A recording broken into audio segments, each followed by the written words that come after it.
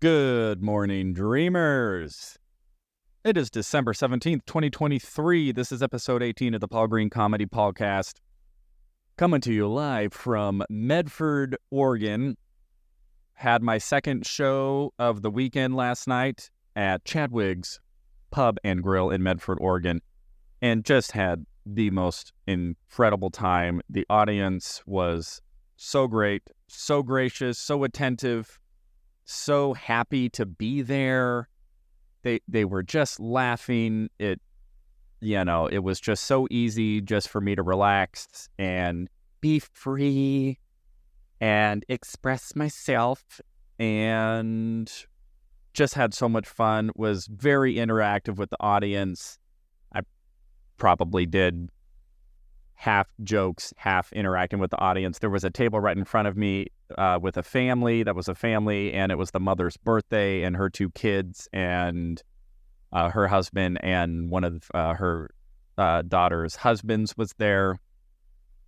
And so I talked a lot to them, and I improvised a song for her because it was her birthday, and incorporated all of the elements that we had learned about her and her family.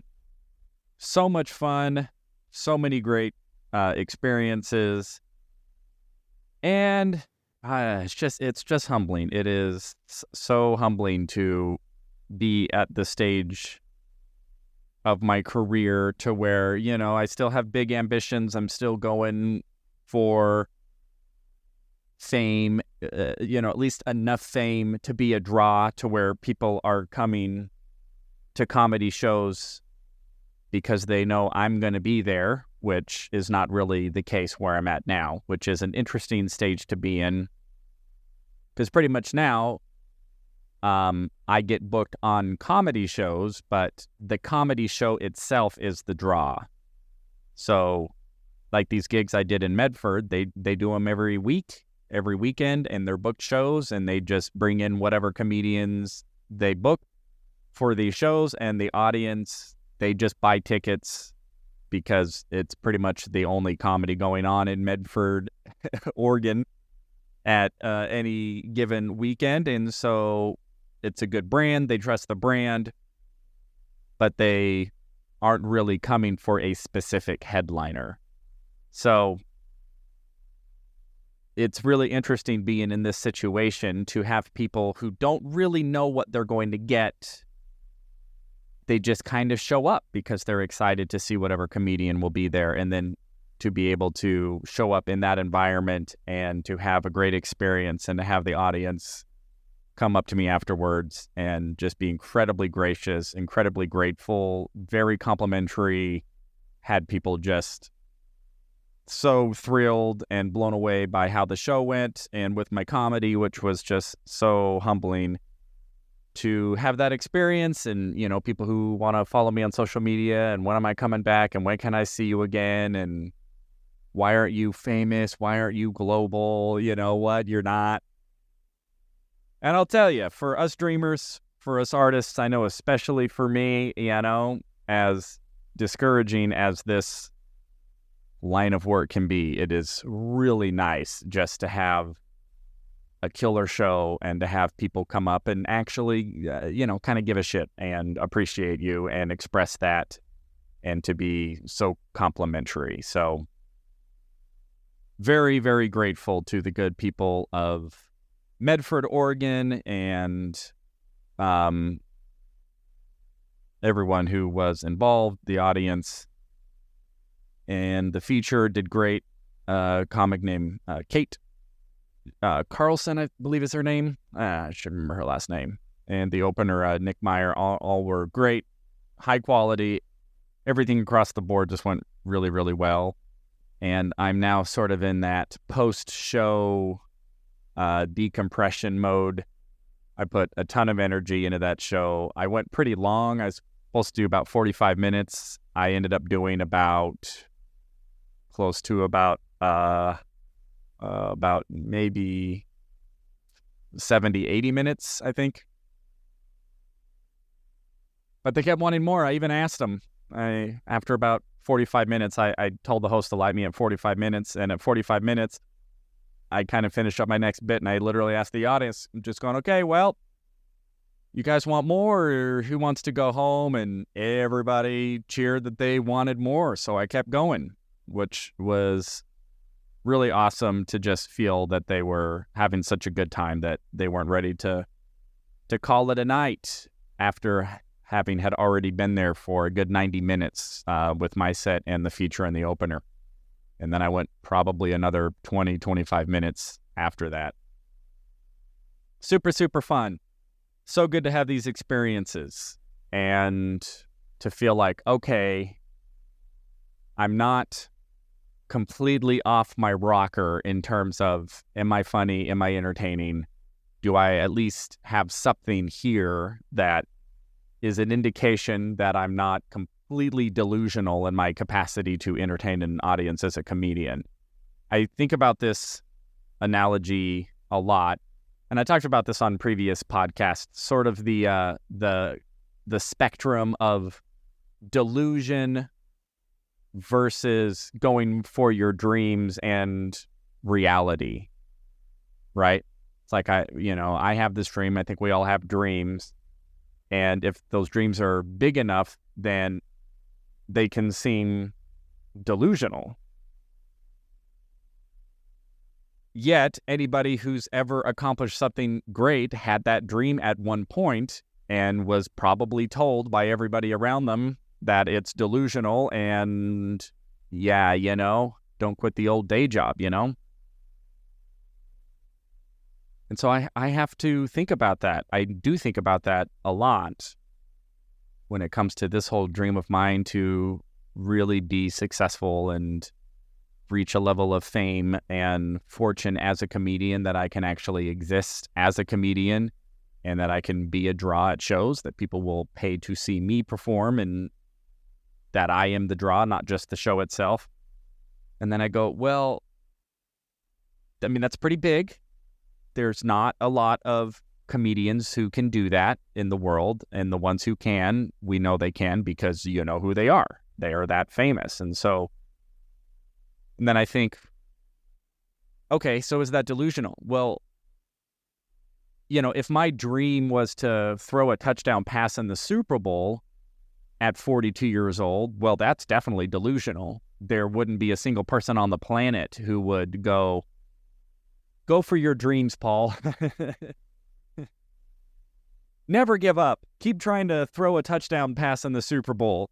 Even though you've never played football, you've never played quarterback, you're 42 years old. What you're describing is, Tom Brady didn't even throw a touchdown pass in the Super Bowl at 40. Maybe he did. I think he retired. I wonder how old he was when he won with the Tampa Bay Buccaneers. So anyway, I'm pretty much saying I want to become Tom Brady now. Right? That's delusional. There is something so inconceivable, so astronomically ridiculous if that was what my dream is. So then I think, well, I have a dream that's also pretty audacious. And then I wonder, man, but is it the same amount of delusion? Am I just as delusional to think that I'll be able to, at my age, where I didn't blow up when I was young, I didn't blow up in my 20s like a lot of the SNL actors do, or a lot of comedians who get a big break early on, get a big television show spot or whatever, that usually happens in their late 20s, maybe early 30s is starting to kind of stretch it. And that even doesn't really guarantee long-term success. There's been plenty of people who have gotten big breaks, sort of, and then it runs their course, whatever reason they're not able to capitalize on it. So, how delusional am I? I don't know. It's a really difficult reality or difficult question for me to grapple with on a regular basis, because here I am, I'm still going for it, and I don't really know what it is, quote unquote. I mean, I have an idea, and I also, there's no guarantee that I'm going to throw that quote unquote touchdown in the Super Bowl, because there are plenty of people who that's actually far more probable Kyler Murray probably also has a dream of throwing a touchdown pass in the Super Bowl, and he was the number 1 draft pick and a Heisman winner, and he's on the Arizona Cardinals, and he's only gone to the playoffs once and got blown out by the Rams, then blew out his knee, and now, the Cardinals are not going to make the playoffs this year, which means, so, but Kyler Murray probably has a dream of throwing a touchdown pass in a Super Bowl, and he's actually in the correct league and arena and position to even have that be a possibility. And yet it's still like a high probability it won't happen. I mean, every quarterback in the NFL right now, all 32 of them, plus however many more are on, second string or injured right now, they also have that dream. And there's going to be so many of them. So many quarterbacks who have spent their entire life dedicated to the game of football, survived injury, got through college, were good enough in college to get drafted in the NFL, and still, 1% of those quarterbacks? That would be interesting. If anybody's listening and can do a little fact check, how many NFL quarterbacks have there been? Total. I mean, anybody who can say, yes, I was in the NFL. They got drafted or they were an undrafted free agent and they were on an NFL team with the position of quarterback in the history of the league. And how many of those quarterbacks have thrown a touchdown pass in the Super Bowl? We're not even talking about winning it. We're just talking about threw a touchdown pass in the Super Bowl. How many Super Bowls have there been? Like 50-something? What are we on, 55 or something like that? So let's just say 55 teams, 110 teams, 110 quarterbacks, although we know that's inaccurate because some quarterbacks have gone multiple years, like Tom Brady, Russell Wilson, Peyton Manning, Eli Manning. They've all been multiple times. Patrick Mahomes, multiple times. So you whittle down that 110 to maybe I don't know, I'm totally guessing here, but probably less than 100. There's probably been less than 100 quarterbacks who have even played in the Super Bowl, little yet have thrown a touchdown pass in the Super Bowl. And that's over 55 years with 32 teams, and each of those 32 teams having, how many quarterbacks over the years? Thousands and thousands and thousands and thousands, maybe even tens of thousands. There's probably been 5,000 NFL quarterbacks? I don't know. I'm kind of diving down this mathematical, statistical rabbit hole here, but my point is, it's delusional. Definitely delusional for me to think that I could throw a Super Bowl pass. So then it comes to, well, how delusional am I in as a comedian? It's like, okay, well, kind of like my Kyler Murray. It's like, well, I'm at least in the league. I am a professional comedian. I am booking gigs. I'm getting paid. I'm headlining. I'm touring. I'm having experiences that are great. I'm getting incredible feedback from audiences and the people who get a chance to hear my comedy and work with me. So that's all great. So maybe I'm in the maybe I'm at least in the NFL of comedians, but I'm looking to throw a touchdown pass in the Super Bowl of comedy. This analogy is getting a little ridiculous, but I think you're all with me. And I don't know. I don't know how delusional that is. Is that going to happen, or am I going to blow out a knee? Or have a bad defense? I said I was going to drop the analogy, and then I just dug down with the analogy. So that's difficult to grapple with, that reality versus delusion. And at the same time, it's going, well, what's my other option? Could always quit. Could just always say, well, I'm never going to throw a touchdown pass in the Super Bowl, so might as well quit. Or stay in the league as long as I can and see if the odds are forever in my favor. So either way, I've got to just count the wins and be grateful for what is a true reality. And the true reality is now I got booked at Chadwick's Pub and Grill in Medford, Oregon, and had 2 shows there, and just had the most incredible, connected, high energy, so much fun on that stage, and so much fun with these audiences. They were just so great and so gracious and so supportive, and they're so grateful. I mean, I think it's easy to take for granted sometimes, especially when I lived in LA, because, LA is so saturated with talent and celebrity that on any given night in LA, there's probably 5 comedy clubs you could go to and see somebody see somebody of some sort of celebrity status. And I feel like because it's so saturated that there's maybe a little bit of a taking for granted in LA of just how much comedic talent there is. And so getting out of the LA bubble and going to a small town in Oregon where they don't have 10 comedy clubs within a square mile and every single one of them is featuring a major celebrity, or like New York City where it's like you can go to Greenwich Village.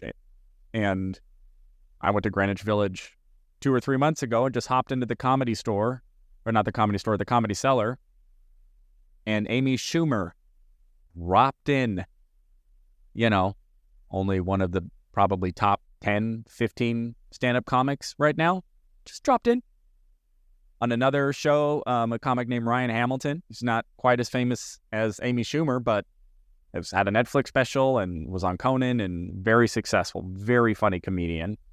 And he was on one of the shows, and nobody really cared that Ryan Hamilton was there. And I'm like blown away that this comic, who is incredibly funny and again has been on Netflix, has reached certain accolades that I haven't reached.